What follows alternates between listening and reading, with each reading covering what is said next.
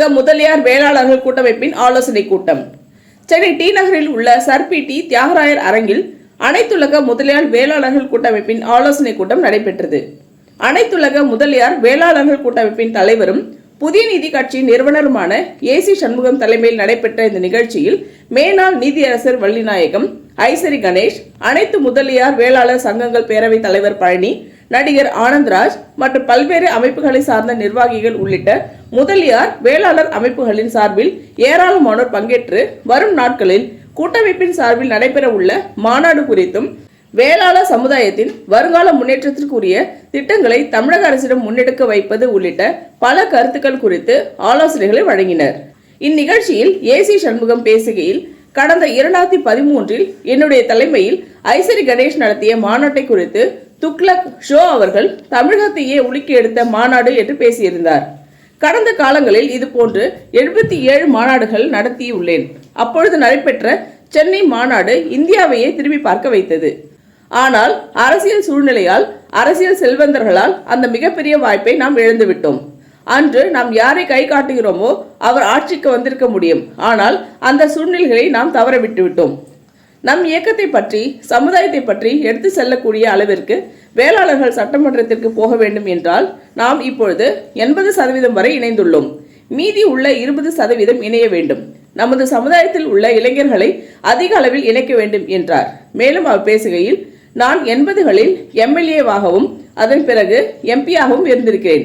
அரசியல் வாழ்க்கையில் அனைத்தையும் பார்த்துள்ளேன்.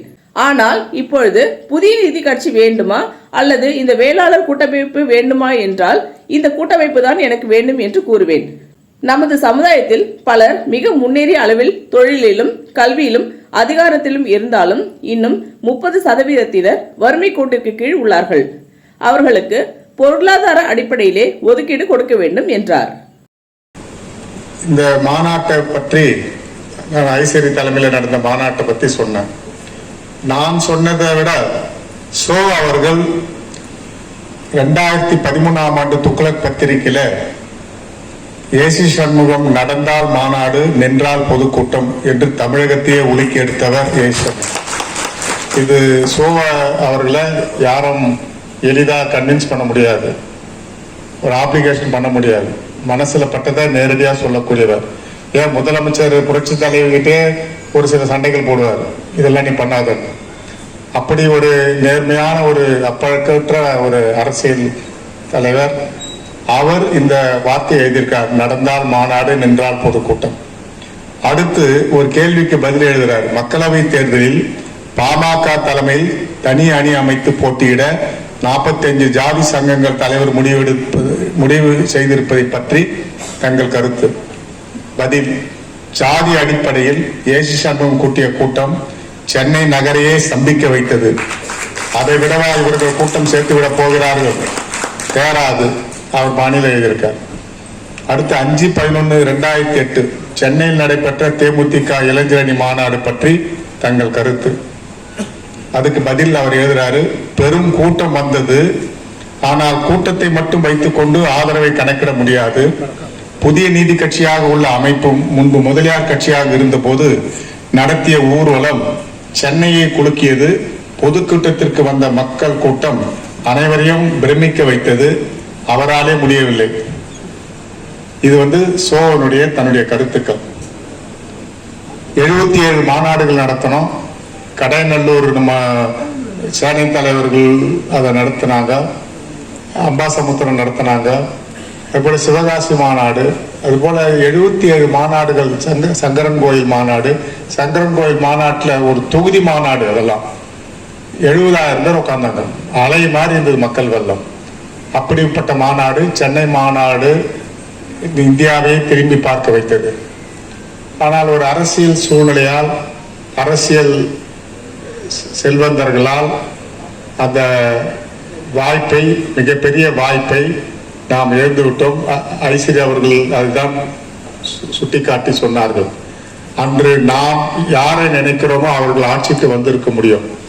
ஆனால் அந்த சூழ்நிலை அன்றைய தினம் தவறிவிட்டது. பரவாயில்லை, 26 வருடம் போராடி ஒரு புதிய நீதி கட்சி என்னால் துவங்கப்படவில்லை.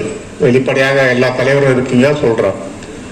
அகில இந்திய தொழிலாளர் மாநாட்டில் நான், கூப்பா பழனியப்பன் முன்னாள் எம்எல்ஏ, ஐசிடி கணேஷ் 3 பேரும் காஞ்சிபுரம் மாநாட்டுக்கு போயிருந்தோம். சிறப்பு விருந்தினராக தான். அங்க எல்லா சாதிக்கும் சமுதாயத்துக்கும் அரசியல் கட்சி இருக்கு, இவ்வளவு பெரிய வெள்ளாளர் கூட்டத்துக்கு ஒரு அரசியல் கட்சி வேணும்னு சொல்லி தீர்மானம் போட்டு அதை சண்முகம் நடத்தணும், பொதுச் செயலாளர்களா கூப்பா பழனியப்பனும் நம்முடைய ஐசிடி கணேசன் இருந்து வழி நடத்துறோம்னு சொன்னாங்க. முதல் மாநாடு குடியாத்தம், தொடர்ந்து சென்னை மாநாடு. அது ஒரு நம்முடைய சமுதாயத்தால் ஆரம்பிக்கப்பட்ட கட்சி புதிய நீதி கட்சியை தவிர அது நான் நினைத்து அது ஆரம்பிக்கவில்லை. ஒரு திராவிட முன்னேற்ற கழகத்தில் வெற்றி பெற்று போனா கலைஞர் வாழ்க தளபதி வாழ்க தான் சொல்ல முடியும். நம்ம இயக்கத்தை பத்தி, நம்ம சமுதாயத்தை பத்தி, நம்ம குறைகளை பத்தி நம்மளால எடுத்து சொல்ல முடியாது. அதே போல அதிமுக போனா புரட்சி தலைவர் வாழ்க புரட்சி தலைவர் வாழ்க தான். ஆனால் வெள்ளாளங்க சட்டமன்றத்திற்கு போனாதான் வெள்ளாளருடைய பிரச்சனையை தீர்க்க முடியும். அதுதான் ஒரு கான்செப்டா எனக்கு முன்னால பேசியவங்க எல்லாரும் பேசினாங்க. எல்லாரும் ஒருங்கிணைத்து வந்திருக்கிறீங்க. கிட்டத்தட்ட ஒரு 80% நம்ம இணைச்சிருக்கிறோம். இன்னும் 20% இணைக்கணும்.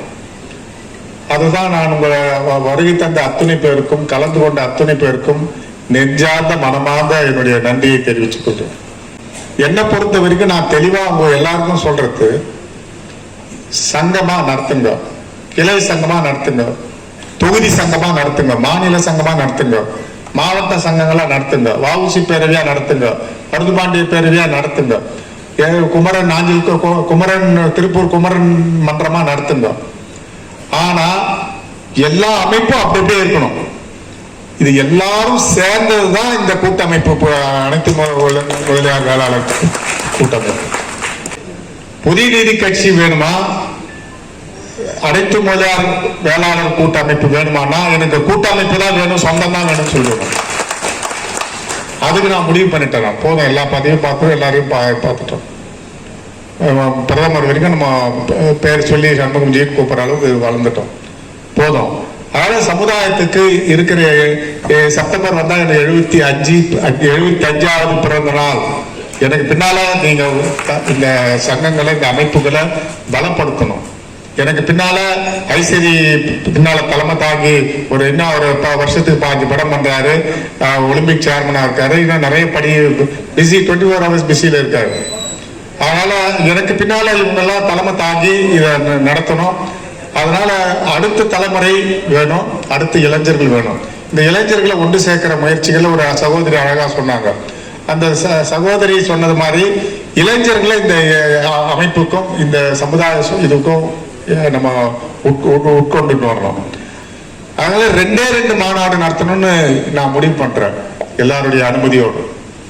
ஒன்று தென் மாவட்டத்துல ஒரு மிகப்பெரிய மாநாடு, அது அநேகமா மதுரையா இருக்கும்னு நினைக்கிறேன். எல்லா தலைவர்களும் அது கொடுக்கணும். அடுத்து சென்னை நகரை மீண்டும் பூர்ந்த வைக்க வேண்டும்.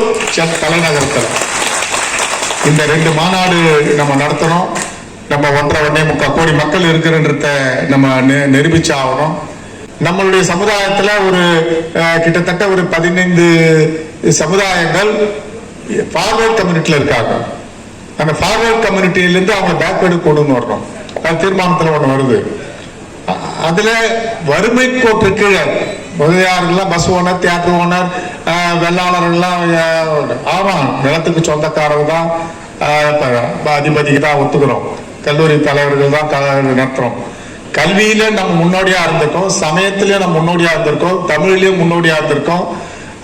அத்துணை நம்முடைய இவங்களும் ஆதீனங்களும் நம்மவர்கள் தான்.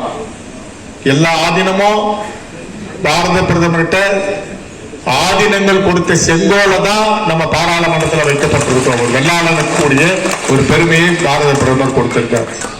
35-40% பேர் இன்னும் வறுமை கோட்டிற்கே வாழ்ந்து கொண்டிருக்கிறார். வெள்ளாளர்களும் பிள்ளைமார்களும் விளையாடுறோம். அதை எப்படி நம்ம வேலை வாய்ப்புல கொண்டு போனோம், எப்படி நம்ம கல்வியில கொண்டு போனோம், எப்படி இடஒதுக்கீட்டுல கொண்டு போனோன்ற முயற்சிகளை நம்ம பண்ணோம். அதுல வறுமைக்கு புரட்சி தலைவர் எம்ஜிஆர் தமிழ்நாட்டுக்கு கொண்டு வந்தார். பல எம்பிசில இருக்கிறவங்க, எஸ்சில இருக்கிறவங்க எல்லாம் பல பேர் ஒரு வீட்டுல 5 IAS இருக்காங்க, ஒரு வீட்டுல 5 டாக்டருங்க இருக்காங்க. ஆனா வறுமை கோட்டு கீழே அந்த கம்யூனிட்டிலையும் கீழே இருக்கிறான். அவங்களுக்கு இடஒதுக்கீடு வரணும்னா பொருளாதார அடிப்படையில தான் இந்த வகுப்பு இது இடஒதுக்கீடு கொடுக்கணும். அதுதான் புரட்சி தலைவர் எம்ஜிஆர் கொண்டு வந்தாரு. ஒரு ஆண்டு காலம் இருந்தது. அது எல்லா எதிர்கட்சியும் எதிர்த்ததுனால அதை வாபஸ் வாங்கினார். அதுபோல பொருளாதாரத்தில் வெள்ளாளனுக்கு, பிள்ளைமார்களுக்கும், முதலியார்களுக்கும் இடஒதுக்கீடு வேண்டும் என்று ஒரு தீர்மானத்தை இங்க முன்மொழிய போறாங்க. அதுக்கு உங்களுடைய ஆதரவை நீங்க கொடுக்கணும். ஏன்னா வறுமை கோட்டு கீழே நம்ம மேல கொண்டு வந்தாங்க. வஉசி ஐயாவுடைய பெயரை நம்ம தூத்துக்குடியில அவர் எவ்வளவு சிரமப்பட்டார், எவ்வளவு போராடினார், எப்படி எல்லாம் வாழ்ந்தாருன்றதெல்லாம் இந்திய அரசுக்கும் பிரதமருக்கும் தெரியும். நான் பிரதமரிடம் ஒரு மனு கொடுத்திருக்கேன். வஉசி ஐயாவுடைய பெயர் தூத்துக்குடி ஏர்போர்ட்டுக்கு சூட்டணும்னு கொடுத்திருக்கேன். அது விரைவில் நிறைவேறும். அதுபோல வஉசி ஐயாவுடைய சிலை பாராளுமன்ற வளாகத்திலே வைக்க வேண்டும் என்ற ஒரு கோரிக்கையும் நமக்கு இருக்கிறது. அதே போல பல்வேறு பிரச்சனைகள் நாம் சந்திக்க வேண்டிய நிலைமையில இருக்கின்றோம். ஆகவே நாம் எப்படி செயலாக்க வேண்டும், எப்படிப்பட்ட இது வேண்டும் என்பதெல்லாம் நீங்கள் தான் அதை முடிவு செய்ய வேண்டும். இந்த வீடியோ உங்களுக்கு பிடிச்சிருந்தா லைக் பண்ணுங்க, கமெண்ட் பண்ணுங்க, ஷேர் பண்ணுங்க, சப்ஸ்கிரைப் பண்ணுங்க.